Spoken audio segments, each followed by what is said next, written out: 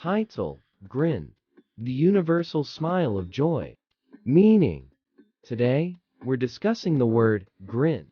To grin is to smile widely, often as an expression of happiness, amusement, or delight. It signifies the universal language of joy and positivity.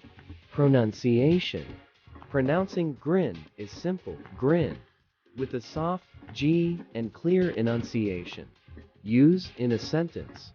For example, when someone receives good news, they can't help but grin from ear to ear, showing their happiness.